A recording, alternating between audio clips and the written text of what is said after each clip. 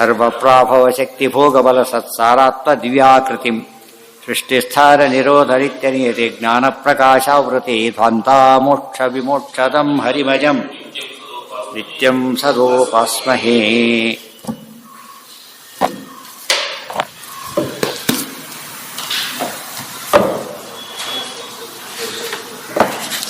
ಎಲ್ಲರ ಸಂಧ್ಯಾವನ್ನೇ ಎಲ್ಲರ ಪೂಜೆ ಒಂದೇ ರೀತಿ ಇರೋದಿಲ್ಲ. ಅವರವರೇ ಕಟ್ ಮಾಡ್ಕೊಂಡ್ಬಿಟ್ಟಿರ್ತಾರೆ, ತಮ್ಮ ತಕ್ಕಂತೆ ಮ್ಯಾನೇಜ್ ಮಾಡ್ಕೊಂಡ್ಬಿಟ್ಟಿರ್ತಾರೆ. ಆ ಥರ ಆಗ್ಬಿಡೋದು. ಯಾಕೆಂದ್ರೆ ಒಬ್ಬ ಸಿಸ್ಟಮೆಟಿಕ್ ಟ್ರೈನಿಂಗ್ ಸಿಗೋದಿಲ್ಲ ಆದ್ರಿಂದ ಅವ್ರು ಮಾಡಿದ್ದೇ ಸಿಸ್ಟಮ್ ಆಗಿಬಿಡ್ತಾರೆ. ಅವ್ರು ಬೇಕಾದ್ರೆ ನಮ್ಮ ಸಂಪ್ರದಾಯ ಅಂದ್ಬಿಡ್ತಾರೆ, ನನ್ನ ಅಲ್ಲ ನಮ್ಮ ಸಂಪ್ರದಾಯ ಅಂದ್ಬಿಡ್ತಾರೆ. ಇವ್ರು ಪ್ರಶ್ನೆ ಮಾಡಕ್ಕೆ ಬರಲ್ಲ. ಆ ರೀತಿ ಹೇಳಿಲ್ಲ, ಸಂಪ್ರದಾಯ ತಕ್ಕಂತೆ ಮಾಡಿದ್ದೆಲ್ಲ ಹೇಳಿದ್ದಾರೆ ಅದರೊಳಗೆ ಹೇಳಿ. ಆದ್ದರಿಂದ ಇನ್ವ್ಯಾಲಿಡ್ ಅಂತ ಬೆದ್ದಿಲ್ಲದೆ ಬೆಲೆ ಬರಲ್ಲ ಅದಕ್ಕೆ. ಸಂಪ್ರದಾಯ ಮತ್ತೆ ಮಾತಾಡಲ್ಲ, ನಮ್ಮ ಸಂಪ್ರದಾಯ ಅಂದ್ರೆ ಮತ್ತೆ ಮಾತಾಡಕ್ಕೆ ಬರಲ್ಲ. ಏನ್ ಕೇಳ್ತಾನೆ ಇದ್ದೀರಿ, ಕೇಳುದು ಹೋಗ್ತಾ ಇದೆ ಕೇಳೋದು.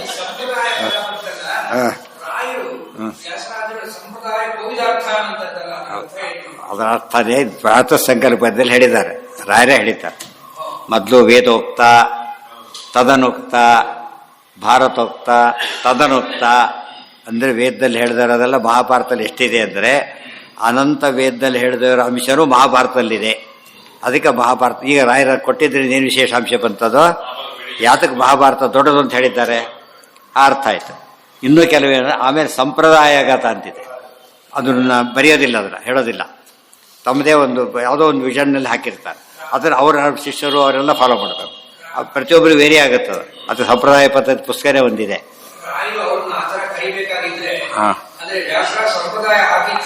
ಹೌದೌದು, ಸಂಪ್ರದಾಯ ಅರ್ಥ ಕೋವಿದರು. ಸಂಪ್ರದಾಯ ಯಾವಾಗ ಗೊತ್ತಾಗತ್ತೆ ಹೇಳಿ ನೋಡೋಣ.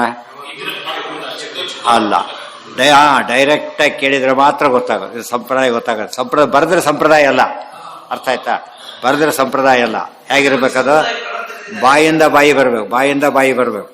ಅದಕ್ಕೆ ಸಂಪ್ರದಾಯ ಅರ್ಥ ಕೋವಿದ ಅರ್ಥ. ಗುರು ಪರಂಪರೆಯಿಂದ ಬಂದ ವಿಷಯ ತಿಳ್ಕೊಂಡಿದ್ದಾರೆ ಅಂತ ಅರ್ಥ. ಇವತ್ತು ತಾನೇ ಮಾಡಿಕೊಂಡ್ರೆ ಪ್ರಶ್ನೆ ಬರೋದಿಲ್ಲ, ಗೊತ್ತಾಯ್ತಾ? ಅದು ದೊಡ್ಡದು. ಸಂಪ್ರದಾಯಕ್ಕೆ ಅಂದರೆ ಎಲ್ಲ ವಿಷಯ ಹೇಳಬಾರ್ದು ಅಂತ ಅರ್ಥ. ಎಲ್ಲ ವಿಷಯ ಬಿಟ್ಟು ಔಟ್ ಆಗಿಬಿಡುತ್ತೆ. ಒಂದು ಸ್ಟೇಜಲ್ಲಿ ಏನಾಗಬೇಕದು, ಒಂದು ಮತ್ತೆ ಹಾಲಿಗೆ ಸಕ್ಕರೆ ಹಾಕು, ಬೆಲ್ಲ ಹಾಕು ಅಂತ ಹೇಳ್ತಾರೆ. ಹಾಕಿದಾಗ ಕುತ್ಕೊಂಡ್ಬಿಟ್ಟ. ಕಲಕು ಅಂತ ಹೇಳೋದಿಲ್ಲ, ಈಗ ಕಲಿಸಿ ತೋರಿಸ್ಬೇಕಾದ್ರೆ. ಹಾಕೋದ್ರೆ ಏನರ್ಥ? ಅದಕ್ಕೆ ಕಲಿಸ್ಬೇಕು ಅಂತ ಅರ್ಥ. ಅವೆಲ್ಲ ಗೊತ್ತಾಗ ಯಾವ ನಿಮಗೆ ನೋಡಿದ್ರೆ ಗೊತ್ತಾಗೋದಿಲ್ಲ. ಅವೆಲ್ಲ ಕೂಡ ಮೆಕ್ಯಾನಿಕಲಿ ಫಸ್ಟ್ ಪುಸ್ತಕ ಓದ್ಕೊಂಡು ಮಾಡ್ಲಿಕ್ಕೆ ಹೊರಟ್ರೆ ಏನೇನೋ ಆಗಿಬಿಡತ್ತೆ. ಚಿಪೆ ಎತ್ತಂದ್ರೆ ಬಿಸಾಕ್ಬಿಡೋದು, ಹಾಗೆಲ್ಲ ಆಗತ್ತೆ. ಹಾಗಲ್ಲ, ಸರಿಯಾದ ನೋಡ್ಕೊಂಡಿರ್ಬೇಕು. ಅದು ಸಂಪ್ರದಾಯ. ಎಲ್ಲದನ್ನು ಹೇಳೋಕ್ಕೆ ಸಾಧ್ಯ ಇಲ್ಲ. ಅವರ ಒಂದು ಸ್ಟೇಜಲ್ಲಿ ಬಾಯಿಂದ ಬಾಯಿಗೆ ಬರಬೇಕು. ಅದು ಸಂಪ್ರದಾಯ ಅಂತ ಕರೀತಾರೆ. ಆಚಾರ್ಯ ಬರೀತೆ ಉಭಯೋಪಿ ದೃಷ್ಟೋಂತಹ ಅನಯೋ ತತ್ವದರ್ಶಿ ಅಂತ ಬರೀಬೇಕಾದ್ರೆ ಈ ಅರ್ಥ ಸಂಪ್ರದಾಯ ಸಿದ್ಧ ಮಿಥ್ಯಾಹ ಅಂತ ಬರೆದು ಆಚಾರ್ಯ ಬರೆದಿದ್ದಾರೆ ಮಾತನ್ನ. ಟೀಕಾರ ಅರ್ಥ ಬರೀತಾರೆ. ಸಂಪ್ರದಾಯ ಅಂತ ಹೇಳಿದ್ರೇನು, ಮುಖದಿಂದ ಬರತಕ್ಕಂಥ ಮಾತುಗಳು ಹೇಳಿ ಇದು ಐತಿಹ್ಯಕ್ಕೆ ಸೇರುತ್ತೆ. ಐತಿಹ್ಯಂ ಆಗಮ, ಸಂಪ್ರದಾಯ ಕೂಡ ಆಗಮ. ಆಗಮ ಅದು ಹೇಳಿರ್ತಾನೆ ಆಗಮ. ಅದು ಅವರ ಸಂಪ್ರದಾಯ ಫಾಲೋವರ್ಸ್ ಎಲ್ಲ ಅದು ಅಪ್ಲೈ ಆಗುತ್ತೆ.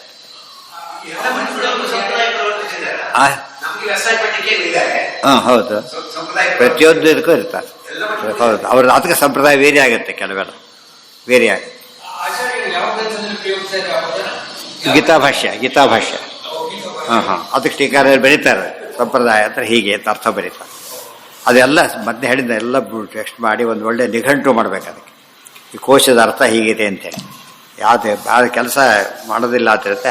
ಎಲ್ಲ ಬಹುಶಃ ನಮ್ಮಷ್ಟು ಕಡಿಮೆ ಮಾಡಿದವ್ರು ಯಾರೂ ಸಿಗಲ್ಲ ವೈಷ್ಣವರಲ್ಲಿ. ಬುಕ್ ಪ್ರಿಂಟ್ ಮಾಡಿಸೋದು ಅಷ್ಟೇ ಆಗುತ್ತೆ ಹೊರತು ಸಿಸ್ಟಮೆಟಿಕ್ ಸ್ಟಡಿ ಇರೋದಿಲ್ಲ. ಆ ಪುಸ್ತಕ ಬರೆಯೋರು ಏನಾಗಿರ್ಬೇಕು, ಅದು ಅಧ್ಯಯನ ಮಾಡಬೇಕು ಫಸ್ಟ್. ಅದೆಲ್ಲ ವಿಷಯನೂ ಹೇಳಬೇಕಾದ, ಏನಿರೋದಿಲ್ಲ. ಸಾಮಾನ್ಯ ಪದ್ಧತಿನೇ ಹಾಕಿಲ್ಲ. ವಿಶೇಷತೆ ಏನು? ಯಾರು ಏನಲ್ಲ, ಬೇರೆಯವ್ರು ಬಂದ 10 ಪುಸ್ತಕ ಮಾಡಿರಲಿ, ಒಳ್ಳೆ ಕ್ವಾಲಿಟಿ ಮೇಂಟೈನ್ ಮಾಡಿರ್ತೀವಿ. ಎಲ್ಲರೂ ಅಂತ ಹೇಳೋದಿಲ್ಲ, ಸಮ್ ಆಫ್ ಒಳ್ಳೆ ಸ್ಟ್ಯಾಂಡರ್ಡ್ ಮೇಂಟೈನ್ ಮಾಡ್ತಾರೆ. ಏನು ಎಕ್ಸ್ಪೆಕ್ಟ್ ಮಾಡ್ತಾ ಇರ್ಬೋದವರು ಅದನ್ನೆಲ್ಲ ಕೊಡ್ಬೇಕಲ್ಲಿ. ಓದೋರು ಎಕ್ಸ್ಪೆಕ್ಟ್ ಮಾಡ್ತಾರಲ್ಲ, ಅದಿಷ್ಟು ಕೊಟ್ಟರೆ ಅದು ಸರಿಯಾದ ಅಧ್ಯಯನ. ತಂಬಿ ತಿಳಿಯ ಮಾಡೋದಲ್ಲ, ಯೋಚನೆ ಮಾಡಬೇಕು. ಈ ಓದೋರು ಏನು ನಿರೀಕ್ಷೆ ಮಾಡ್ತಾರೆ ಇದರೊಳಗೆ, ಆ ರೀತಿ ಮಾಡಿದ್ರೆ ಪರ್ಫೆಕ್ಟ್ ವರ್ಕ್ ಆಗುತ್ತೆ. ನೀವೇನೋ ನಿರೀಕ್ಷೆ ಮಾಡಿ ಕೊಡೋಕ್ಕಾಗತ್ತೇನ್ರಿ, ಹಾಗೆಲ್ಲ ಅನ್ಬಾರ್ದು. ಊಟಕ್ಕೆ ಆದ್ರೂ ಒಂದು ಚಟ್ನಿ ಏನೋ ಇರುತ್ತಲ್ಲ, ಒಂದಿಷ್ಟು ಊಟ ಅಂದರೆ ಎಷ್ಟು ಮಿನಿಮಮ್ ಇಷ್ಟು ಇರಬೇಕು ಅಂತ ಇರುತ್ತಲ್ಲ, ಆ ಪ್ರೊಸೀಜರ್ ಹಾಕ್ಬೇಕು. ಅದಾದ ಮೇಲೆ ನಿನ್ನೇನಾಯಿತು, ಇದಿಷ್ಟು ಕೂಡ ಮುಗಿದ ಮೇಲೆ ಈಗ ಇನ್ನೊಬ್ಬರು ಬಂತೀಗ. ಈಗ ಶ್ವೇತಕೇತುರ್ಗ ಆರುಣೀಯ ಆಸ, ಇದೇನು ಪಂಚಾಲಾನ, ಇಲ್ಲಿ ಆ ಕಥೆ ಇನ್ನೂ ಬಂದಿಲ್ಲ, ಮಧ್ಯೆ ಒಂದು ಕಥೆ ಬಂದಿದೆ. ಶ್ವೇತಕೇತುರ್ಗ ಆರುಣೇಯ ಪಂಚಾಲಾನಾಂ ಸಮಿತಿ ಮೇಯಾಯ ತಂಹ ಪ್ರವಾಹಣೋ ಜೈವಲಿರುವಾಚ ಕುಮಾರ ನೂತ್ವಾ ಅಶಿಷತ್ ಪಿತೆ ತಿ ನೋಡಿ. ಹೌದು ಪಂಚಾಲರ ಇದಕ್ಕೆ ಸಮಿತಿ ಅಂದರೆ ಸಭೆ, ಪಂಚಾಲರ ಸಭೆಗೆ ಹೊರಟ ಯಾರು, ಶ್ವೇತಕೇತು ಹೊರಟ. ಎಲ್ಲ ಒಂದು ಪ್ರಸಂಗ ನಡೀತಾ ಅಲ್ಲಿ. ಪ್ರವಾಹಣ ಅಂತಕ್ಕಂಥ ವ್ಯಕ್ತಿ ಆತ ಜೈಬಲಿ ಅಂದರೆ ಜೈಬಲಿ, ಅವರ ಸಂತ ಗೋತ್ರ ಇರ್ತಾರೆ, ಸತ್ಯಕಾಮ ಜಾಬಾಲ ಅಂತ ಕರೀತಾರಲ್ಲ ಹಾಗೆ. ಜೈಬಲಿ ಅವರ ಶಿಷ್ಯ ಅವ್ರು ಕೇಳಿದ, ಏನಂತ ಭಗವೈತ್ ಸ್ವಲ್ಪ ಉಪದೇಶ ಮಾಡಿ ಅಂತ ಕೇಳಿದ. ಏನದು? ವೇತ್ಥ ಯದಿತೋ ಅಧಿ ಪ್ರಜಾ ಪ್ರಯಂತಿ ಇತಿ ನಾ ಭಗವ ಇತಿ.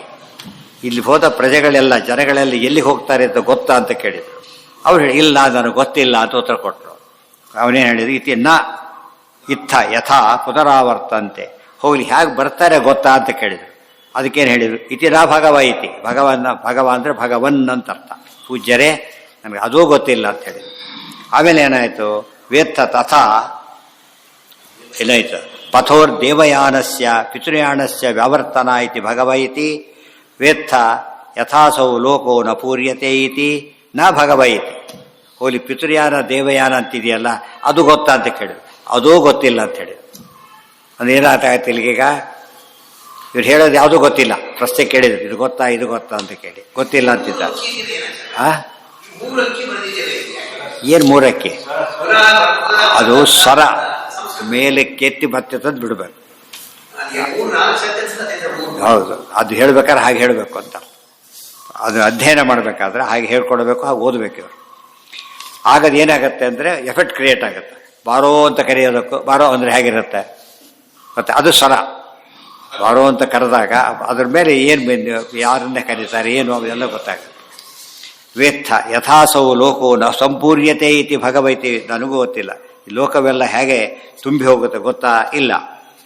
ಅದು ಹೇಳ್ತಾರೆ, ಪಂಚಮ್ಯಾಂ ಆಹುತಾ ಅಪಹ ಪುರುಷವಚಸೋ ಭವಂತೀತಿ ನೈವ ಭಗವೈತಿ, ಅದೂ ಗೊತ್ತಿಲ್ಲ ಅಂತೇಳಿ. ಆಮೇಲೆ ಅಥಾನು ಕಿಂ ಅನುಶಿಷ್ಟೋ ವೋಚಥ ಯೋ ಹಿಮಾನಿ, ಯಾರಪ್ಪ ಓದಿದ್ದೆ ಹಾಗಿದ್ದೆ ಅಂತ ಕೇಳಿದ್ರು. ಏನು ಓದಿದ್ದೆ ನನಗೆ ಅಂತ ಕೇಳಿದ್ರು. ಯಾವುದೂ ಗೊತ್ತಿಲ್ಲ ಅಂತ ಹೇಳ್ತೀಯಲ್ಲ, ಓದಿದ್ದೇನು ಹಾಗಿದ್ರೆ. ಮತ್ತು ಅಡಿಗೆ ಮಾಡೋದು ಹೇಗೆ ಗೊತ್ತಾ? ಗೊತ್ತಿಲ್ಲ. ಅಕ್ಕಿ ಗೊತ್ತಾ? ಅದು ಗೊತ್ತಿಲ್ಲ. ಬೇಳೆ ಗೊತ್ತಾ? ಇಲ್ಲ. ನೀರು ಹೇಗಿರ್ತಿಲ್ಲ, ಅದು ಏನು ಗೊತ್ತಿರುತ್ತೆ, ಏನು ಅಡಿಗೆ ಬರ್ತಿ ಆಗಿದ್ರೆ ಅಂತ ಕೇಳ್ತಾರಲ್ಲ ಹಾಗೆ. ಇದೆಲ್ಲರಿಗೂ ಉತ್ತರ ಇರೋ. ಇದು ಗೊತ್ತಿಲ್ಲದೆ ಮಾಡಿದರೆ ಈ ರೀತಿ ಬಯಸ್ಕೋಬೇಕು ಅಂತ ಅರ್ಥ ಆಯ್ತಾ? ಏನು ಗೊತ್ತಪ್ಪ ಹಾಗಿದ್ರೆ ನನಗೆ ಕಂಸೋ ಅನುಶಿಷ್ಟು, ಅದಕ್ಕೆ ಸ್ವಾಮಿ ಏನೂ ಗೊತ್ತಿಲ್ಲ, ನೀವೇ ಹೇಳಬೇಕು ಅಂತ ಕೇಳ್ತಾರೆ. ಅದೇನು ಮಾಡ್ತಾನೆ ನನಗೆ ಗೊತ್ತಿಲ್ಲ, ದಯವಿಟ್ಟು ನೀವೇ ಉಪದೇಶ ಮಾಡಿ. ಆಗ ಅವ್ರು ಹೇಳ್ತಾರೆ, ಗೊತ್ತಾಯ್ತಾ? ಬ್ರವೀತಿ ಐತಿ ನಹ. ಇದಕ್ಕೆಲ್ಲ ಭಾಷೆ ಯಾಕೆ ಬರಲಿಲ್ಲ ಅಂದರೆ ಅಲ್ಲಿ ಸ್ಪಷ್ಟ ಅಲ್ಲೇ ಇದೆ ಪ್ರಶ್ನೆ. ಅದು ಏನು ಕೇಳಿದ್ರು ಅಂತ ಹೇಳಿಬಿಟ್ಟಿದ್ದಾರೆ. ಸಮಸ್ತಃ ಪಿತುರ್ ಅರ್ಧಮೇಯಾಯ ತಂಹೋವಾಚ ಅನನುಶಿಷ್ಯ ಭಾವಕಿಲ ಮಾ ಭಗವಾನ್ ಅಬ್ರವೀದನು ತ್ವಾ ಆಶಿಷಮಿತಿ. ಅದೆಷ್ಟು ನಾಳೆ ಏನು ಕೇಳ್ತಾರೆ, ಏನಾಗುತ್ತೆ ಆಚಾರ್ಯ ಏನು ಯಾವ ವಿಷಯದ ಬಗ್ಗೆ ಆಚಾರ್ಯರು ಭಾಷ್ಯ ಬರೀತಾರೆ ಎಲ್ಲ ನೋಡಬೇಕು. ಸರ್ವೇಂದ್ರಿಯ ಪ್ರೇರಕೇಣ ಶ್ರೀ ಪ್ರಾಣಪತಿನೇರಿತಃ ಯದವೋಚಮಹಂ ತೇನ ಕ್ರಿಯತಾಂ ಕಮಲಾಲಯಃ.